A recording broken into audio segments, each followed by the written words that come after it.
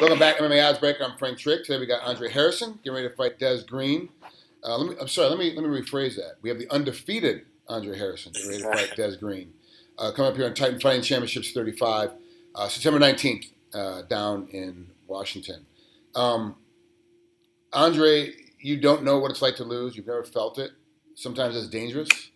Sometimes it's not dangerous. Just depends on the confidence levels. And we see guys like, talking about Long Island, we see guys like Chris Weidman. He jumped in there with an amazing amount of power and speed and steps through, and all of a sudden, he's one of the biggest names in the sport.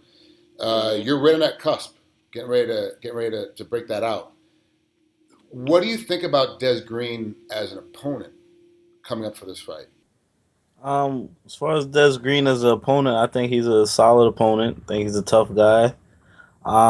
He brings a lot of interesting things to the table as far as being like coming from the same background I came from, wrestling.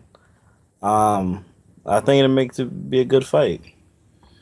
It's gonna be a grinding fight. It's gonna be an old school fans, a real knowledgeable fans fight because both you guys are gonna grind. You know how fans are. They want to see big Yeah. swinging and big action, and neither one of you have that style. You have styles that grind and wear your opponent down, kind of step in there and drag guys down and beat them up, and all of a sudden the fight's over because they're exhausted and just can't maintain.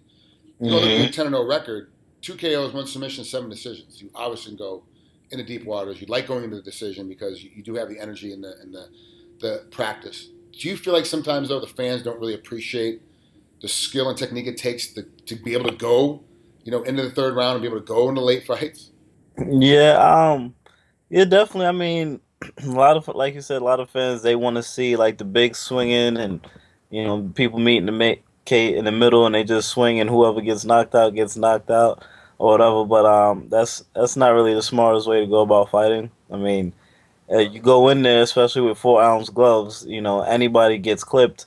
Anybody can go down. Nobody in there is Superman where they can get hit and just walk through it. Obviously not every punch is going to be a knockout blow, but if you're in there just swinging for the fences, you're more likely to get knocked out than not. And so, I will say though, I do not enjoy going into the later rounds. It's just, when we get, opponents listed that, potential opponents, I always pick the tougher ones. And so, my last few opponents, for example, Kurt's never been finished by anybody. And he's fought in the UFC, he's fought in Strikeforce, and just so happens, we had us a grind of a fight out in the middle. A lot of guys like Aaron Nevu, the guy, my first fight in Titan, he's never been finished either.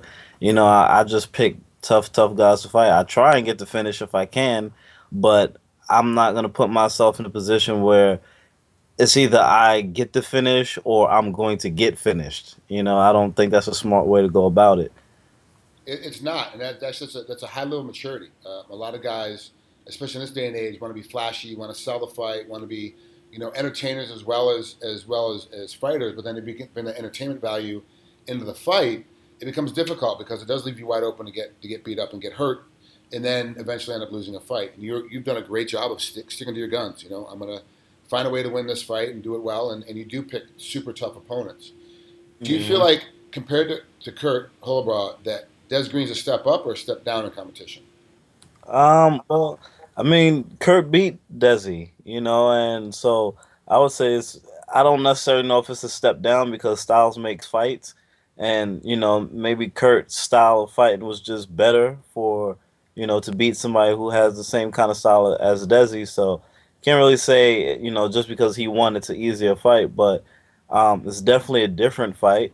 One of the things that Kurt brought to the table that I don't necessarily think is going to be Desmond's strong point is cardio. I've seen Desmond get tired. I've yet to see Kurt get tired of anything, and Kurt always is pushing forward, looking to attack, whereas Desi is usually moving backwards and throwing out shots and then trying to steal around with a takedown late in the round. So it's definitely a different type of fight. I don't know if it's a step up or a step down. I'll find out September 19th. True. So you say it's a different kind of fight though than Kurt is. Did you have to change anything up in your training camp to prepare differently for Des than you did for Kurt? We made a little adjustments as far as the wrestling department goes. Obviously, with Desi Russell in D1, I'm gonna guess, especially since he's been talking a lot how he's a better wrestler than I am. I'm almost willing to bet that at some point in the fight, he's gonna look to try and take me down and everything like that. Whereas with Kurt, I couldn't really see him, uh, focusing on the takedown being, a big part of his game plan. There's a few things here and there that we had to adjust. He's a southpaw, so a few things again that we would have to adjust for that, but no real big adjustments. How's your diet coming up? This fight's coming up here. On September 19th. We're at September 6th right now, day of the interview. So, what's your weight like, and how close? How's your diet been throughout training camp? Right now probably about 156, 155. So I'm sitting real good as far as weight and everything goes. Diet is very clean. I have my gallon of water right over there. Everything is clean pretty much, and just getting comfortable at the weight, getting ready to make that final weight cut, the fun weight cut. Yeah. It's always fun. That last Not that last day, just cutting those last 6 pounds.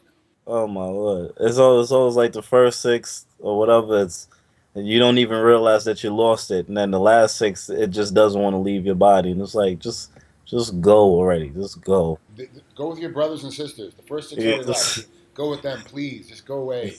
I just need it to be real easy right now. It's all I need to be. Yeah, totally get it. So, Hmm. what do you see after this fight? You end up best case scenario. You go in there, you win this fight, 11-0. What do you see happening for you next? Is there gonna be another fight and trying to fight in championships? You think some of the bigger leagues are gonna start calling you up because this is your fourth fight in TFC. And Yeah. I mean I it's mean, I've gotten messages like on Twitter and stuff like that from media people saying that the winner of this fight is going up to the UFC, but it's kind of getting like at this point in time I'm here I hear that every single fight. I heard that the last fight, heard that the fight before, and so it's like, well, whatever happens.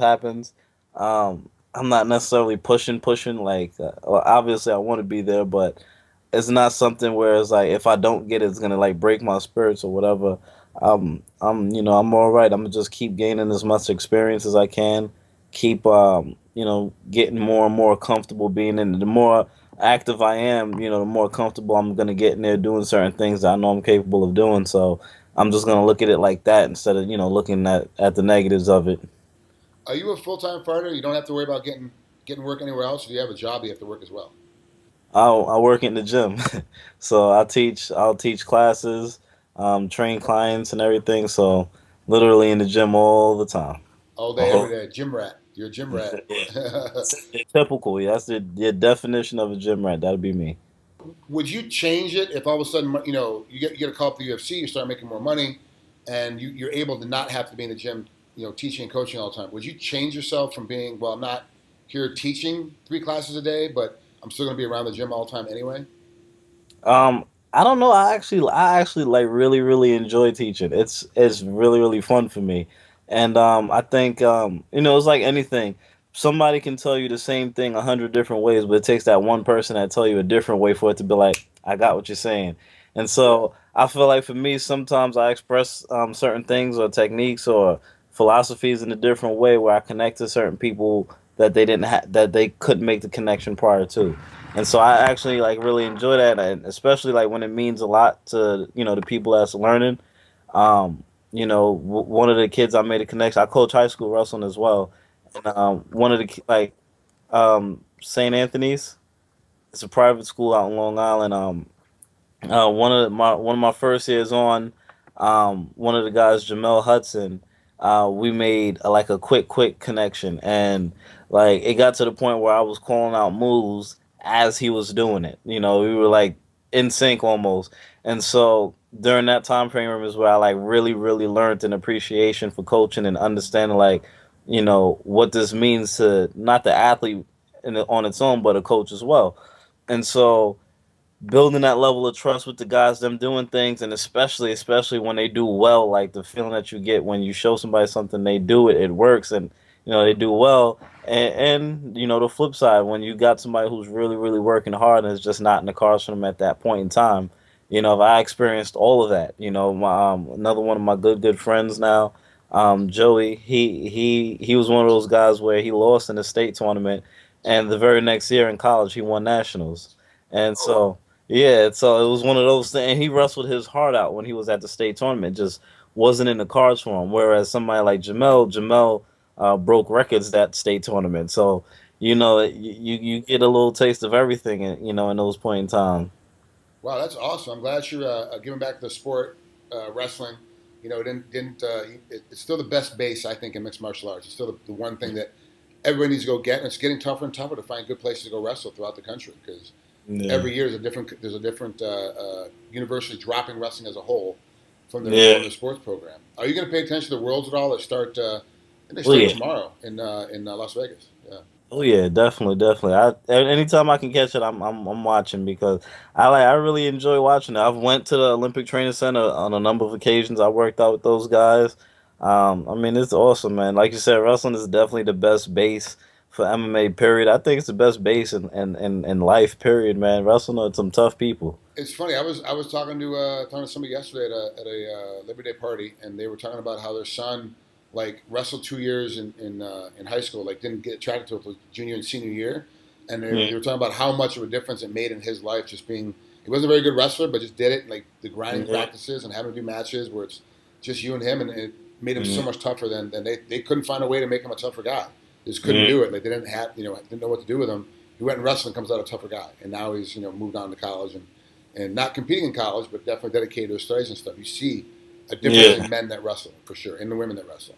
Yeah, definitely. I mean, it builds. It's a different type of thing. Just making it. Forget about being good or not. Not so good. It's just a different mentality that you get from just completing the season. It's different. It's a different kind of thing. Thanks so much for coming on here, Andre. I really appreciate it. This fight for me is going to be a good one. I want to see whose wrestling style is better for mixed martial arts because both of you are good wrestlers. But I want to see which Yes. one is more determined and better for the sport as a whole. So that's going to be an Yes. interesting factor here pretty quick. Yeah. It's gonna be a good one. It's gonna be a good one. I know he thinks his is better, but it's 19th, right? Yep, yep, that's when it all comes out. Oh Thanks, Andre. Have yeah. a great rest of your training camp. We'll talk again soon. Thank you, man. Have a great day.